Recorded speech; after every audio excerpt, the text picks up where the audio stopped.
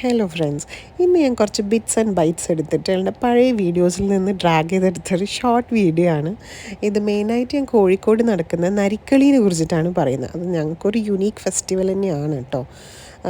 ധനുമാസത്തിലെ തിരുവാതിരേൻ്റെ സമയത്ത് ഇതുപോലെ നരികൾ ഇറങ്ങും.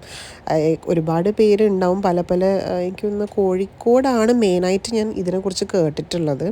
ഒരുപാട് നരികളാണ് ഇറങ്ങുക. അതായത് അവർ നല്ലപോലെ ഫാസ്റ്റൊക്കെ ചെയ്തിട്ടൊക്കെയാണ് ഇങ്ങനത്തെ ഒരു നരിവേഷമൊക്കെ കെട്ടിയിട്ട് ശരിക്കും ഭയങ്കര ഐതിഹ്യപരമായി ഇതിൽ കുറേ നല്ല സ്റ്റോറി ഉണ്ട്. പക്ഷേ എനിക്ക് ഡീറ്റെയിൽ ആയിട്ട് പറഞ്ഞു തരാൻ അറിയില്ല. ഞങ്ങൾ ചെറുപ്പത്തിൽ കണ്ടിട്ടുള്ളത് ഇതുപോലെ നരിവേഷം കെട്ടിയിട്ട് തിരുവാതിരേൻ്റെ അന്ന് പുറത്തിറങ്ങുന്ന നരികളെയാണ്. അവരെല്ലാ വീടുകളിലും പോയിട്ട് ഇതേപോലെ നല്ല നരിക്കളി കളിക്കുന്ന പോലെ കളിക്കും. അപ്പോൾ അതൊക്കെ കാണുമ്പോൾ നമുക്ക് ചെറുപ്പത്തിലൊരു പേടിയൊക്കെ ആയിരുന്നു. പക്ഷെ പിന്നീട് വലുതാവും തോറും നമുക്ക് ഇത് മീൻസ് തിരുവാതിര ആവാൻ വേണ്ടി വെയിറ്റ് ചെയ്ത് നിൽക്കും. ഇനി എവിടെയാണ് നരിക്കളി പോയി കാണാൻ പറ്റുക? കാരണം വെച്ചാൽ അവർ ചിലപ്പോൾ റോട്ടിൽ കൂടെ നടക്കുന്നുണ്ടാവും. പിന്നെ അവർ പോകുന്ന ആ ഭാഗത്തുള്ള വീടുകളിൽ മാത്രമായിരിക്കും അവർ കയറുക. അപ്പോൾ അങ്ങനത്തെയൊക്കെ ഒരുവിധ കോഴിക്കോട്ടുകാർക്ക് ഈ ഒരു വീഡിയോ കാണുമ്പോൾ മനസ്സിലാവും ഇത് വേറെ തന്നെ ഒരു വൈബാണ്.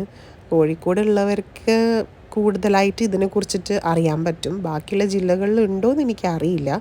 തൃശ്ശൂരിൽ പുലിക്കളി എങ്ങനെയാണോ അതേപോലെ തന്നെയാണ് കോഴിക്കോട്ടുകാർക്ക് ഈ ഒരു നരിക്കളി.